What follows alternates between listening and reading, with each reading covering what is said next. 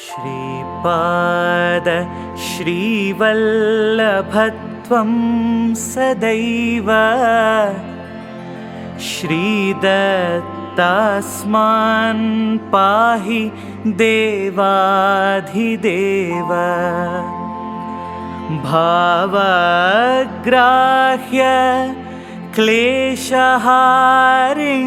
सुकीर्ते घोरात् कष्टात् उद्धरास्मान् नमस्ते। त्वं नो माता त्वं पिता तोऽधिपस्त्वं त्राता योग क्षेमकृत्सद्गुरुस्त्वं त्वं सर्वस्वं नो प्रभो विश्वमूर्ते घोरात् कष्टात् उद्धरास्मान् नमस्ते। पापं तापं व्याधिमादिं च दैन्यं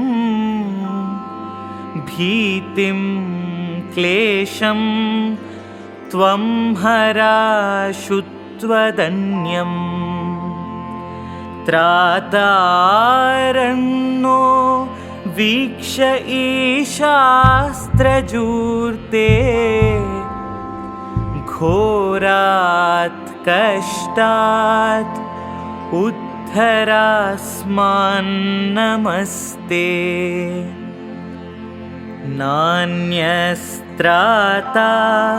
न पिता न भर्ता त्वत्तो देव त्वं शरण्योकहर्ता कुर्वात्रेयानुग्रहं पूर्णराते घोरात् कष्टात् उद्धरास्मान् नमस्ते। धर्मे प्रीतिं सन्मतिं देवभक्तिं सत्सङ्गाप्तिं देहि भुक्तिं च मुक्तिं भावासक्तिं चाखिलानन्दमूर्ते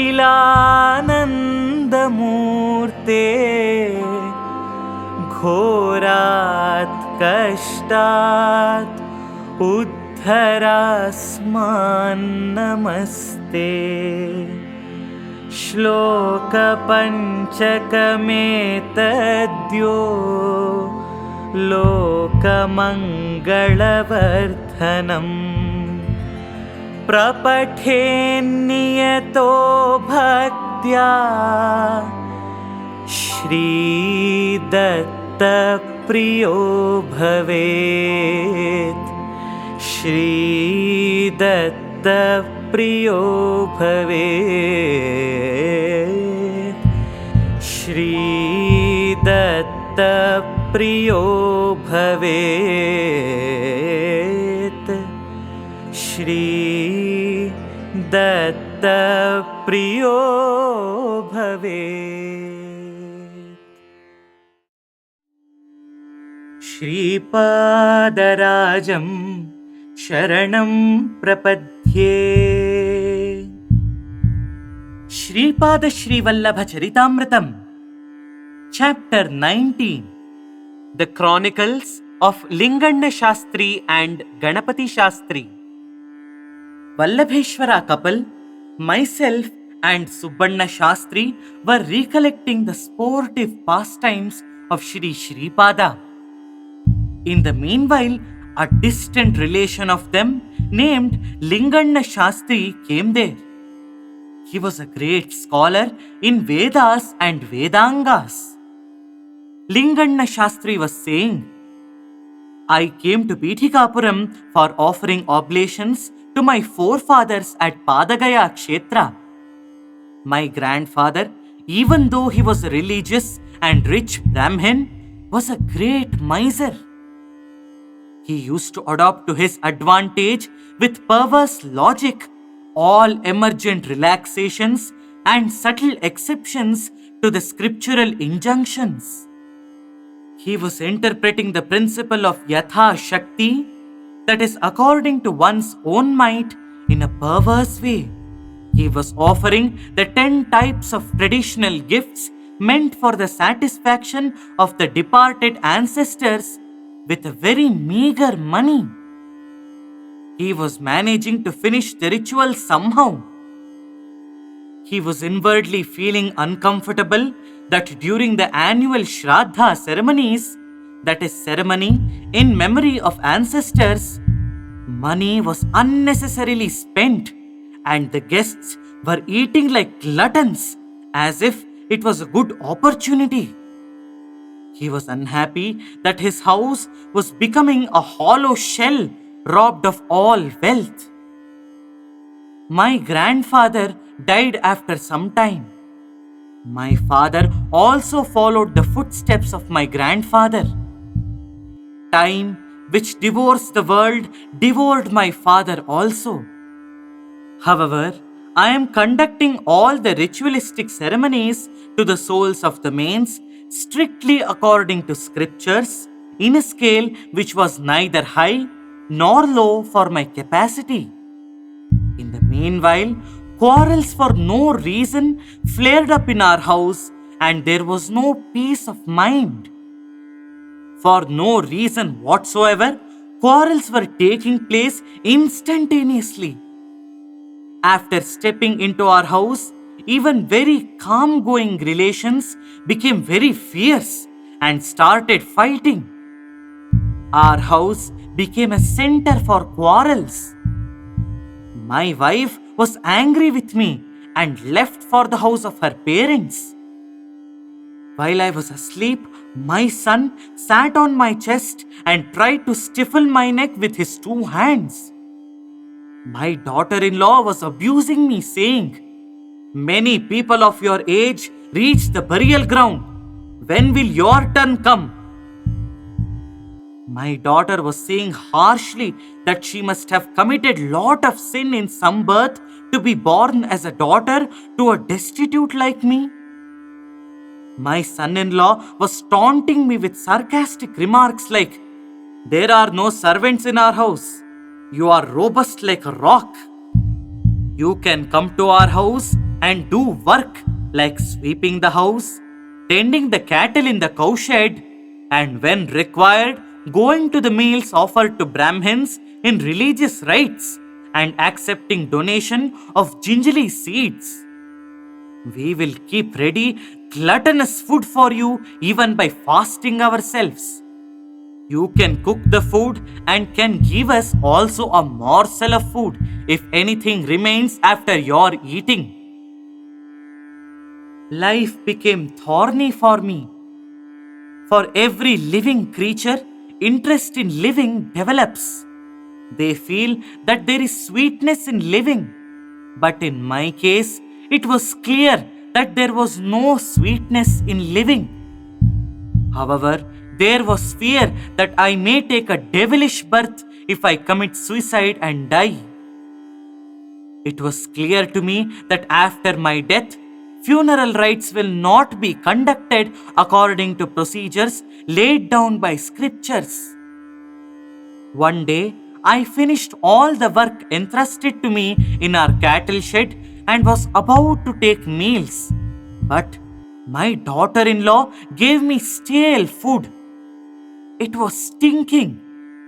I found some vermin in that food. As I was completely tired after manual labor, the extreme pangs of hunger caused much more harassment. I was too weak even to shed tears. I could not eat stinking food. I could not withstand the pangs of hunger. To me, who was in a most miserable state, a doubt cropped up in the mind whether this world, these people, and all these relationships were true, or whether all this was jugglery or a trick of great magic. My mind became dull, devoid of the power to think. In such critical circumstances, an Avadhoota gave me darshana in that cattle shed. Compassion was flowing from his eyes like a big stream. On seeing that divine compassionate one, I sobbed immediately like a young boy. I had the awareness that I knew him from lakhs of years. I prostrated on the heavenly auspicious feet of that Avadhoota and hugged his holy feet to my heart. That Avadhoota touched the food with his divine hands. The food in the plate disappeared. A sweet preparation called halwa was in the plate. That Avadhoota took small portion of that halwa and instructed me to eat the rest of it. I ate it with full satisfaction.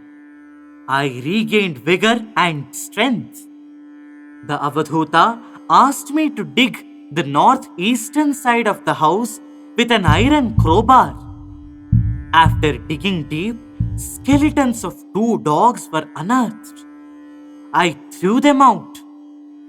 Avadhoota wanted me to pour the porridge into the pit. I poured the porridge into the pit and covered it with mud. Then the Avadhoota said that he purged the evil effects of the ghosts and that my house was purified. He added that conditions will improve gradually and that I received a call from the Padagaya Kshetra, Pithikapuram, and that I should immediately start. He assured that suitable arrangements will be made for me and that we will meet again in Pithikapuram. I started for Pithikapuram with the one dress I was wearing at that time. I did not inform anyone in the house and started immediately. After I travelled for some distance, evening dusk was fast approaching. I was travelling through a mango grove. The owner of that garden, Narasimhappa, treated me well. He offered me sweet fruits to eat. My hunger was assuaged. He requested me to accept hospitality for that night in his house. I agreed. In the morning, after I finished ablutions and morning prayers, he donated me clothes and offered some money as dakshina. I was surprised to note that arrangements were properly made as told by the Avadhoota. Then that cultivator said, "Sir, yesterday in the afternoon, one Avadhoota appeared in my dream and informed that a pious Brahmin would be going on foot through the garden. He instructed me to give hospitality to him and donate clothes and money the next day and offer him mangoes to eat. I had the fortune of seeing you. I am lucky to serve you. I am fortunate." The farmer was exuberant. From this episode, it was clear that the Avadhoota was having supernatural powers and that he was not an ordinary Avadhoota. I was traveling reciting the Vedic hymns. I observed that electric current was flowing in all my nerves while I was traveling dressed in new clothes and chanting Vedic verses. On account of the flow of electric power, I was experiencing ineffable joy in my body. I noticed that a Vedic Pandit was coming quickly behind me. He was reciting Savitri Panna in the Vedas. I also joined my voice with him. Then that Vedic scholar said, "Savitri Panna is very important. In Treta Yuga, Bharadwaja Maharshi performed Savitrakataka sacrifice that was also performed in Pithikapuram. According to the promise of Lord Datta, some time back, he has incarnated in Pithikapuram as Sripada Srivallabha. Vedas are approved by the Lord. Even though the authority for the recitation of Vedas was given to Brahmins only, authority for study is given to all castes. Brahmins were worshipping Sri Krishna. Then what about Sri Krishna? He was washing the feet of Brahmins and sprinkling that water on his head. You are very fortunate because you received the call from Pithikapuram. Then I asked him about who was Sripada Srivallabha and that I wanted to hear about his greatness. Then that Vedic scholar said, "My child, Darshana of Sripada Srivallabha destroys all sins. He is verily Sri Dattatreya. Pithikapuram is his sportive birth ground. In ancient yugas, great people used to incarnate along with main incarnation when the need arose. In previous ages, there was a pious couple named Sushila and Vishnudatta. That great devoted lady Sushila was experiencing identity with Mother Anasuya during her spiritual exercise. She was experiencing labor pains on the day of Datta Jayanti. Vishnudatta, during his spiritual endeavors, was experiencing identical oneness with sage Atri. That state of merger of different individual identities into one entity is non-physical, uncommon, beyond perception of mind and intellect, a divine mystery, one which cannot be assessed through speech, and one which is inexplicable. They are born now as Sumati Maharani and Appalaraja Sharma. Sri Sreepada was born as their child as a fruit of their intense penance. They belong to Krishna Yajurveda sect, Apastamba Sutra, and the lineage of Bharadwaja. Labhada Maharshi, a sage from Vaishya caste of an ancient yuga, was born as Bhaskaracharya during the time of incarnation of Vasavi Kanyaka and as Bapanarya, father of Sumati Maharani during the time of incarnation of Sripada Srivallabha. You will see those great pious people in Pithikapuram. The farmer who donated you clothes and money was working as a laborer in a previous birth under Subbaramanya Sreshti, father of Painda Venkatappayya Sreshti in Pithikapuram.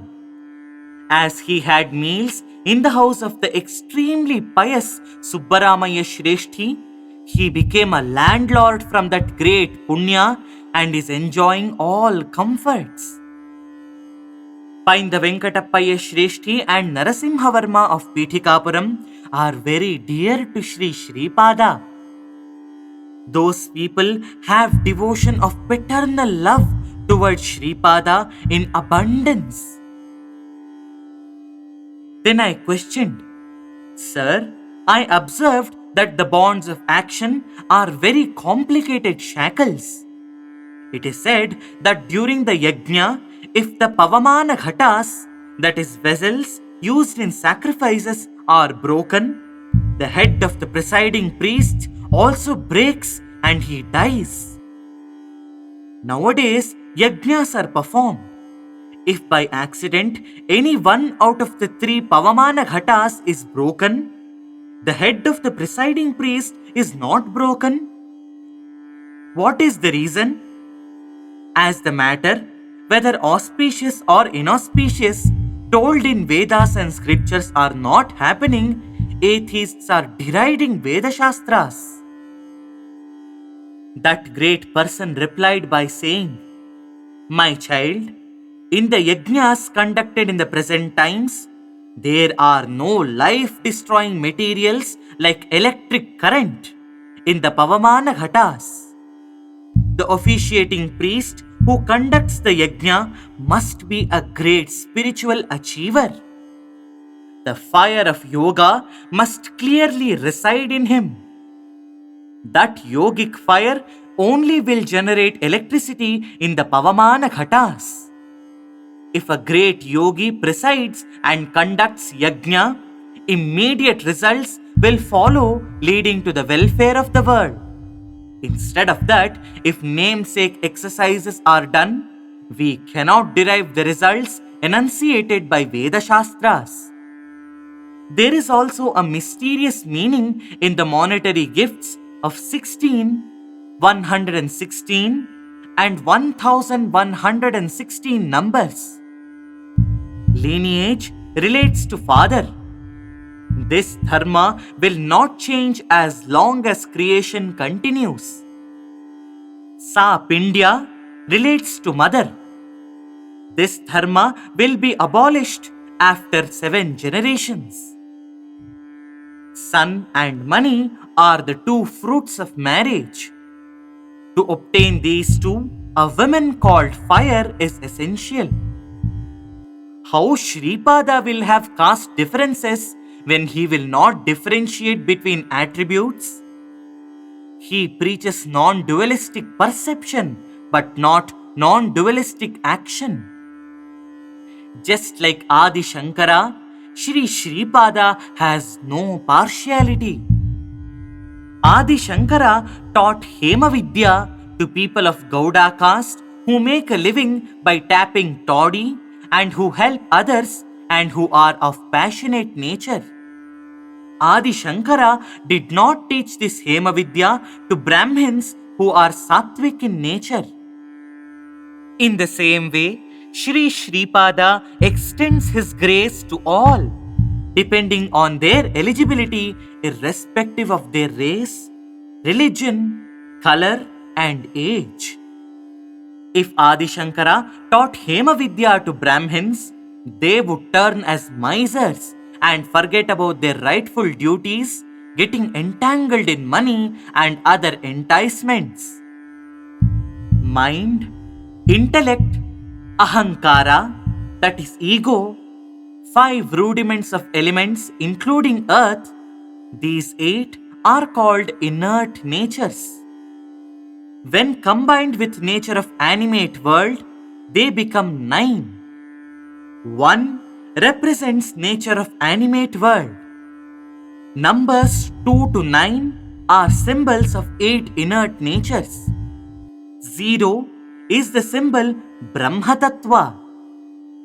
Mathematics originated from numbers 0 to 9 representing the activities of rudimentary natures or creation.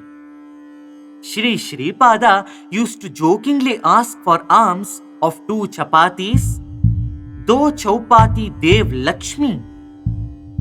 This represents the numbers 2, 4, 9, 8. In his every movement and every word, many meanings will be found. 2 represents all pairs of opposites in the creation.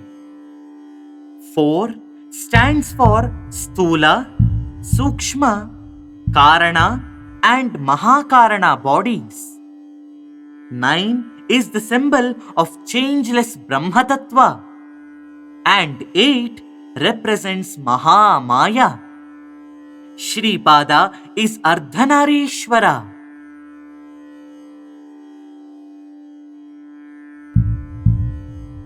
The cosmic form of Sripada.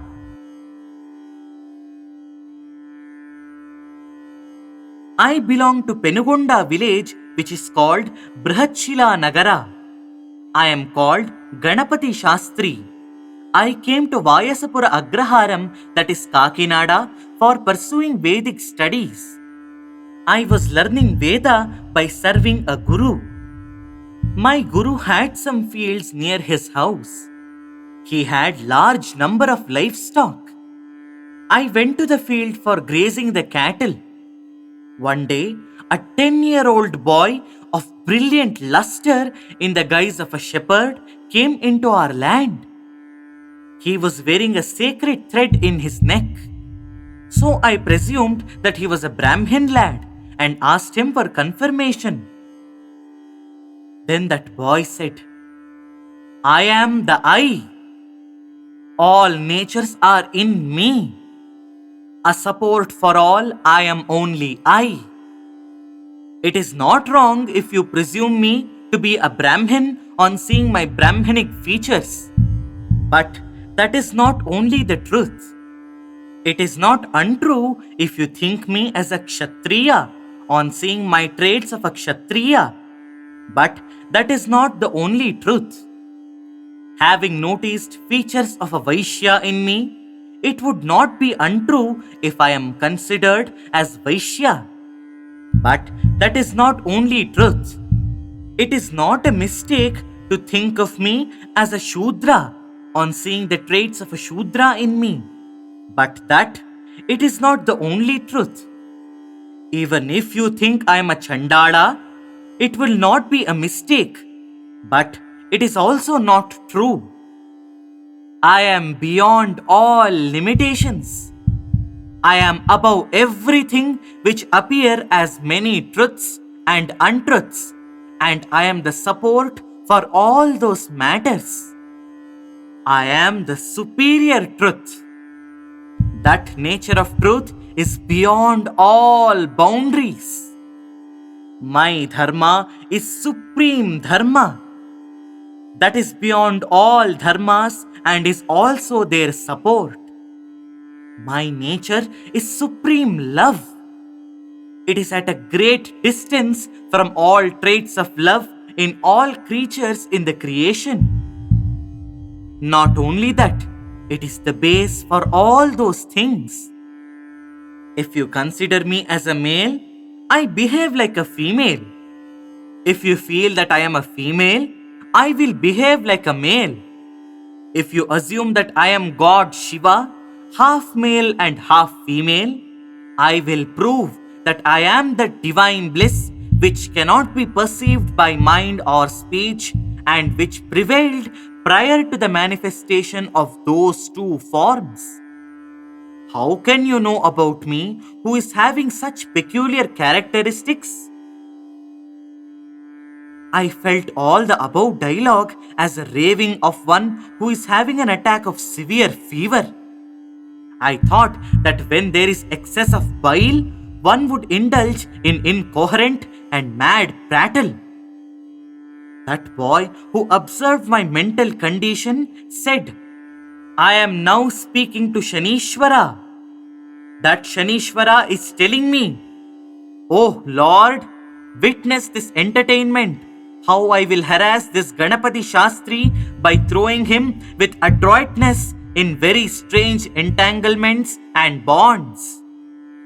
However, I told Shanishwara that I am going to receive the consequences of fate of Ganapati Shastri and that he, Shanishwara, cannot throw him into entangling shackles." On hearing those words, anxiety stirred up in me. In fact, a very bad period was passing according to my horoscope. When I was in a state of daze, that cowherd went to a cow and asked, "Gayatri, I am hungry. Can you give milk?" That mother cow turned its head and expressed assent. Streams of milk started falling on the ground from its udders.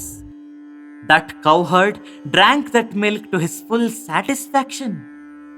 In reality, it was a barren cow, but it gave milk to the cowherd. All this was very confusing to me. That cowherd sat contented under a mango tree.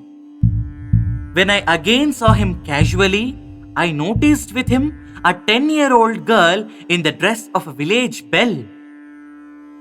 They were giving joy to the eyes of onlookers. They appeared like a couple happy to look at. Their merry conversation and funny jokes made them look like a happy couple. In the meanwhile, Sri Venkatappayya Sreshti got down from the horse carriage. A brilliant, sparkling lad of 10 years was with him. I learnt afterwards that he was Sripada Srivallabha Swami. Sri Venkatappayya Sreshti donated this land to my Gurudev in memory of his father. Vast lands abutting this field were owned by Sri Sreshti. Sri Sreshti sometimes visits Vayasapura Agraharam, that is Kakinada, from Pithikapuram to supervise his lands.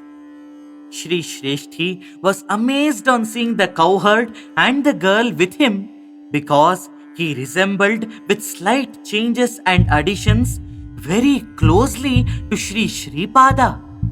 In addition, he was very lustrous. Then Sri Sreepada said, "Grandfather, why are you so much astonished?" For that, Sri Sreshti asked Sripada to look at those two people and remarked that the scene was a feast of joy for the eyes. Then Sri Sripada asked whether the one who sees and the scene that was seen were one or the same. Sri Sreshti replied with felicity that he did not know such philosophical matters. Sri Sripada said, "Grandfather, what philosophy is there in this?" It is said that Sri Hari also became astonished on seeing the movement of his Maya, which has no limits. This creation is filled with all the 9 sorts of humors. One of the conditions of creation is to produce wonderful scenes. There it is 2. Here it is 1. Is duality true or non-duality true? Am I 1 or 2 or many? Please think and tell. With those words of Sripada, a doubt arose in Sri Sreshti whether the cowherd, the peasant girl were also the creation of Sri Sripada. Caressing the chin of Sri Sreshti, Sri Sripada said, "My dear granddad, why doubt? As long as your family does not forget, myself and my Shakti move in your fields in an invisible form. It is a matter of definite experience that the spiritual pursuers will hear the sound of my footsteps in your house." Shri Anagha Dattatreya, along with his consort Anagha Devi, concealing his Ardhanarishwara form, is in your presence in the form of an Avadhoota, Sripada Srivallabha. Don't have any doubt. When I appeared before Mother Sumati at first, when I was born as her son, I told her resolutely that no attempt to marry me should be made, and if such an attempt is made, I would certainly leave the house. As you are a Rajarshi who imprisoned me with your bond of pure devotion, I showed you the form of Anagha along with Anagha Devi. No action takes place without a cause in the presence of Sri Sreepada.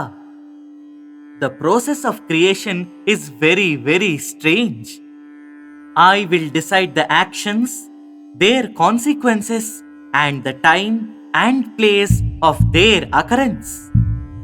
To impart knowledge to the ignorant through my actions, sportive plays, and miracles is part of my avataric program.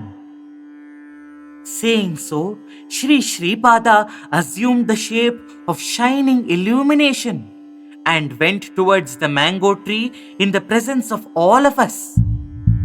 While we were all witnessing, that peasant girl and the cowherd took the shape of brilliant light and merged in Sri Sripada.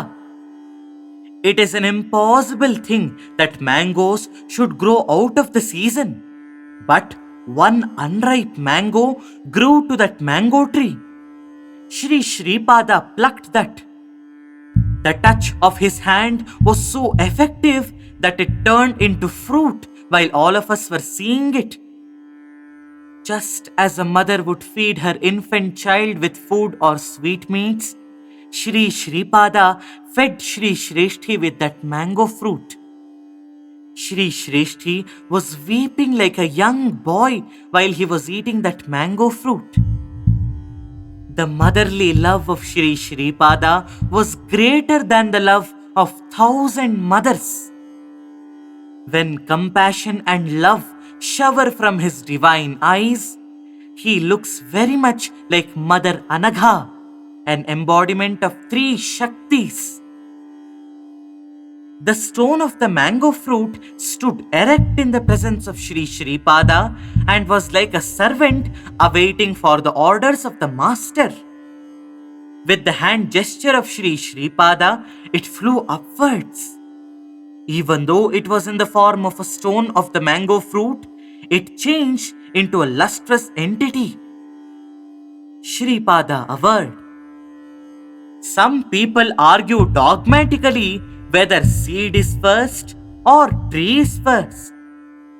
There is one who is in existence before both of these. He is God. He can generate tree from seed or vice versa according to his will. Even the Saptarishis, who are the 7 sages famous in the universe, cannot imagine his inexorable resolve. Paramatma, when tainted, is called Jiva. Taintless Jiva is becoming Paramatma. When Jivatma merges in Paramatma, all his influences or tendencies exist as fried seeds. Nevertheless, if Paramatma desires to bring Jivatma again into the cycle of creation, no force can stop him. However, when the Jivas who merged in him are brought back into creation, they become persons taking birth for a purpose, and they perform the mission of God. At the end of their life, they again merge in Paramatma. Some Jivas who do not like to merge in Paramatma but wish to remain in close proximity to him and continue in that state of bliss, Paramatma will make such people also to be born as people born for a cause for the purpose of conducting God's mission. At the termination of their life, without merging in Paramatma, they remain at a very close position to him and experience divine bliss.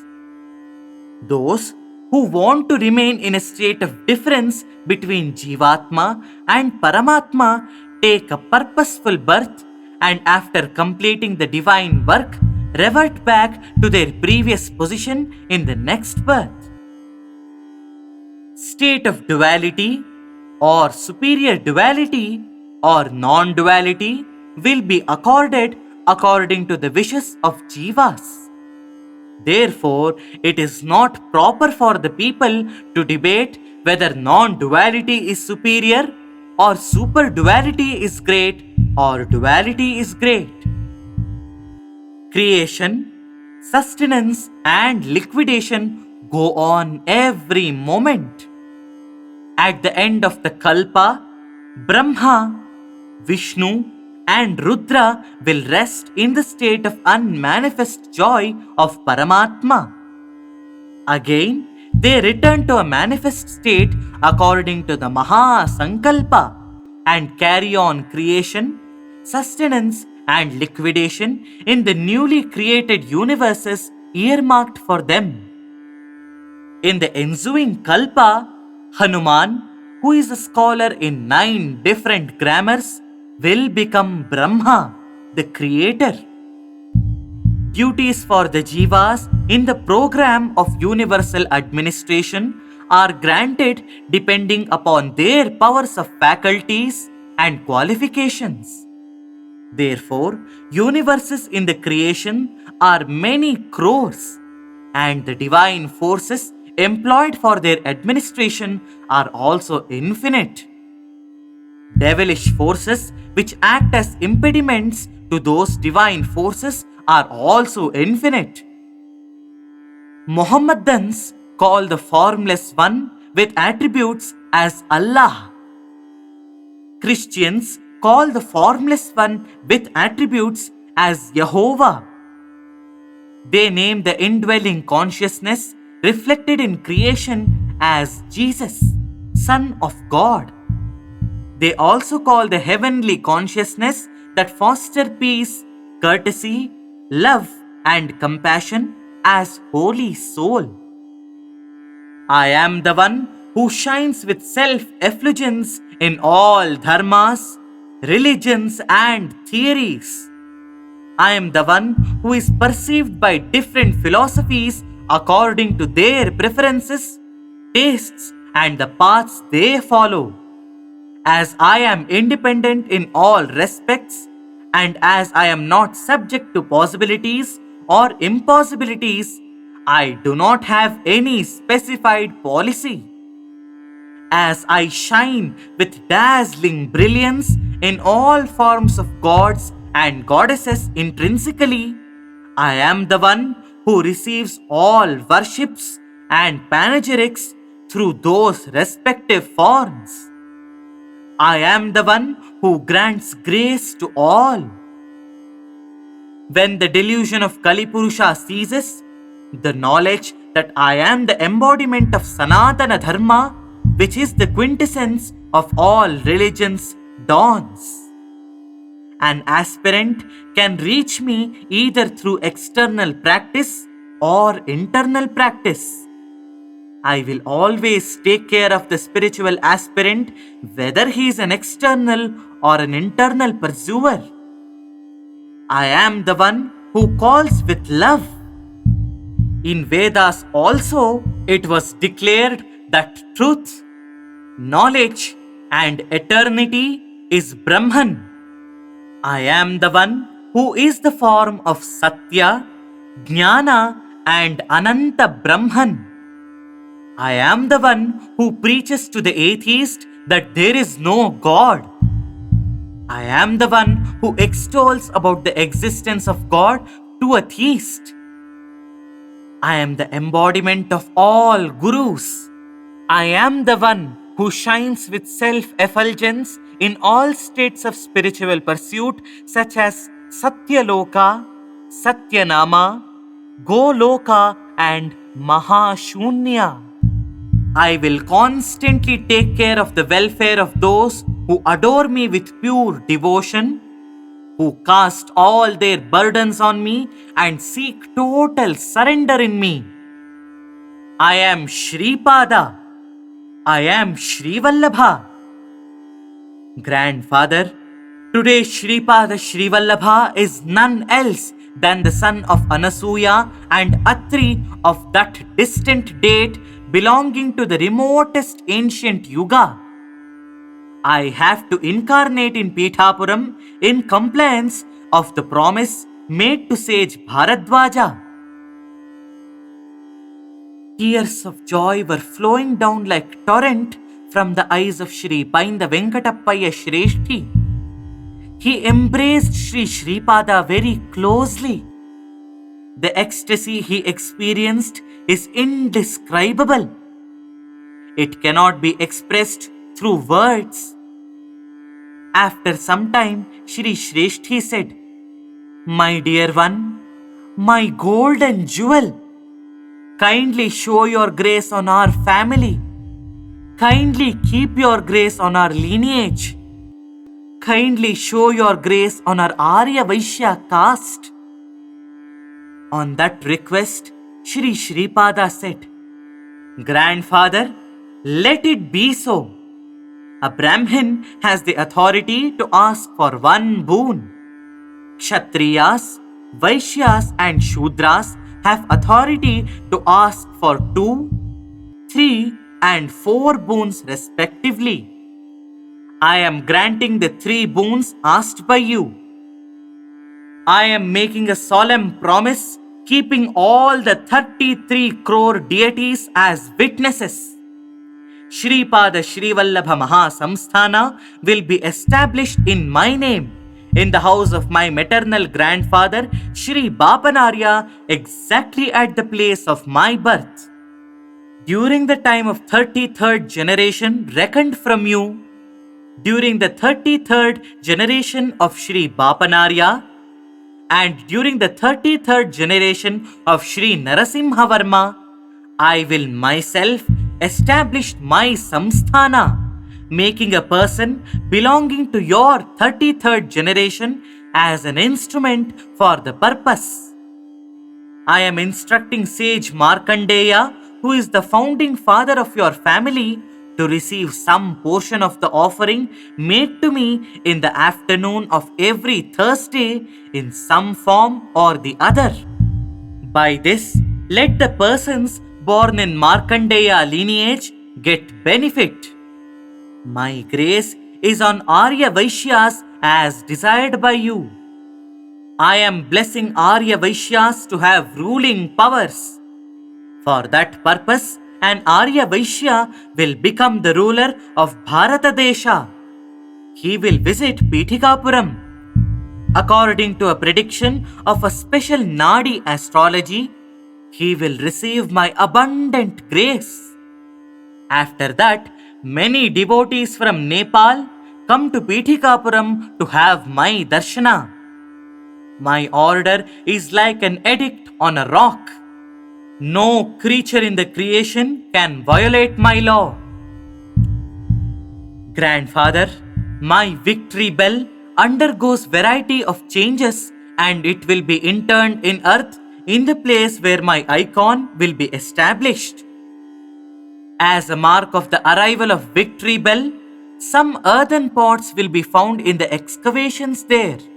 Very much punya is required to extend financial assistance to the Maha Samsthana to be constructed in Pithikapuram. Financial assistance will come only from an individual who was born in Arya Vaishya caste in some birth and had some connection with Pithikapuram. Non-believers, fools, pedantic, arrogant persons demand authority or proof for everything. Desires are fulfilled by Parayana of my hagiography. All obstacles are removed. If one participates in any noble activity connected with my samsthana in Pithikapuram, if I am worshipped with devotion on the occasion of my birth star Chitta, troubles from debts will be settled. Marriages of young girls with suitable bridegrooms will take place. Afflictions from devils, ogres, ghosts, and other unseen spirits are removed. Shravana Shuddha Purnima is the sacred day on which Shri Vasavi Kanyaka tied Rakhi to me. Chitragupta writes great punya to those who stay in my presence in Pithikapuram on that day. I am an authority unto myself. My biography is a standard for itself. My sportive plays are their own standard proofs. Why any other proof is required to say that the sun is the sun? The sportive pastimes of Sri Sreepada are impossible for others. Next day, myself, Vallabheshwara Sharma couple, Subbanna Shastri and Linganna Shastri left for Kurugadde for the darshana of Sri Sreepada. Sri Sreepada blessed us profusely. He said smilingly, "Oh, what sort of discussions! What discussions!" Much time had to elapse before the formation of Sripada Srivallabha Mahasamsthana. When will the debt to pine the Venkatappayya Sreshti and Vatsavai family be fully redeemed? After saying so, he became silent. Victory! Victory to Sri Sreepada Srivallabha. Here ends the 19th chapter of Sripada Srivallabha Charitaamritham.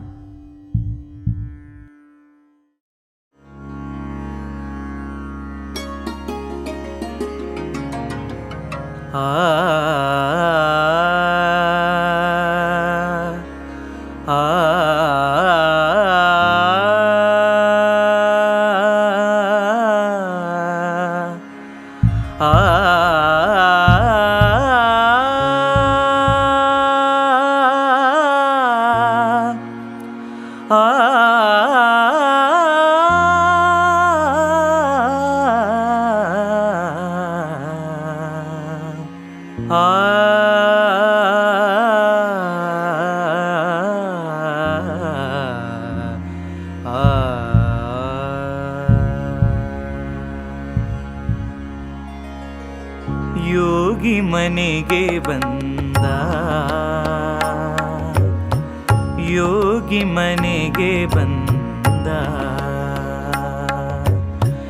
Yogi ಮನೆಗೆ ಬಂದ, ಶ್ರೀ ಗುರು ದೇವ ಮನೆಗೆ ಬಂದ. ಕಾಲಲಿ ಪಾದುಕ ಕೈಯಲಿ ದಂಡ, ಕಾಲಲಿ ಪಾದುಕ ಕೈಯಲಿ ದಂಡ, ಬಾಲರವಿಯ ಕಳೆಯ ಯೋಗಿ ಮನೆಗೆ ಬಂದ, ಯೋಗಿ ಮನೆಗೆ ಬಂದ. ಕಾಲಲಿ ಪಾದುಕ ಕೈಯಲಿ ದಂಡ, ಬಾಲರವಿಯ ಕಳೆಯ ಯೋಗಿ ಮನೆಗೆ ಬಂದ, ಯೋಗಿ ಮನೆಗೆ ಬಂದ.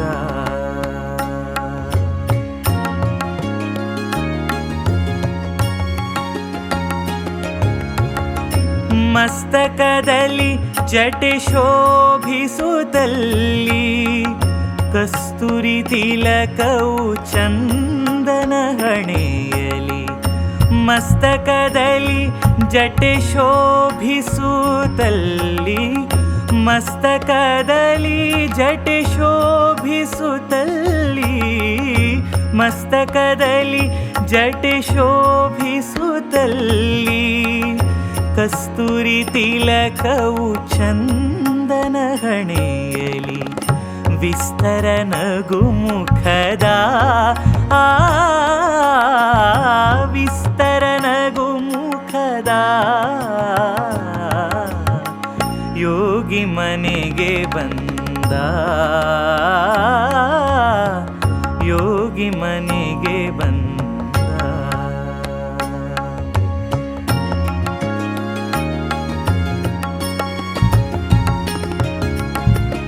ಜೋಲುತ್ತಿರಲು ಕೊರಳೊಳು ರುದ್ರಾಕ್ಷ, ಜೋಳಿಗೆ ಬಗಲಲಿ ತ್ರಿಲೋಕರಕ್ಷ. ಜೋಲುತ್ತಿರಲು ಕೊರಳೊಳು ರುದ್ರಾಕ್ಷ, ಜೋಳಿಗೆ ಬಗಲಲಿ ತ್ರಿಲೋಕರಕ್ಷ. ಕಾಷಾಯಾಂಬರದ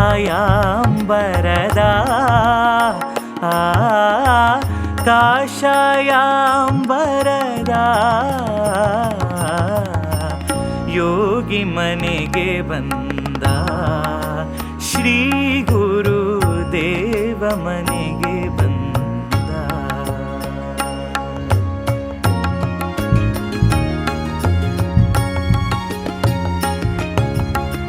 ಕುರುದ್ವೀಪದಿ ಕೃಷ್ಣೆಯ ತಟದಲ್ಲಿ, ಸರಸದಿ ವಾಸಿಪ ಶ್ರೀಪಾದ ಯೋಗಿ. ಕುರುದ್ವೀಪದಿ ಕೃಷ್ಣೆಯ ತಟದಲ್ಲಿ, ಕುರುದ್ವೀಪದಿ ಕೃಷ್ಣೆಯ ತಟದಲ್ಲಿ, ಕುರುದ್ವೀಪದಿ ಕೃಷ್ಣೆಯ ತಟದಲ್ಲಿ, ಸರಸದಿ ವಾಸಿಪ ಶ್ರೀಪಾದ ಯೋಗಿ. ಪರಮ ಪುರುಷನ್ ಹರಿ, ಪರಮ ಪುರುಷನ್ ಹರಿ. ಯೋಗಿ ಮನೆಗೆ ಬಂದ, ಯೋಗಿ ಮನೆಗೆ ಬಂದ.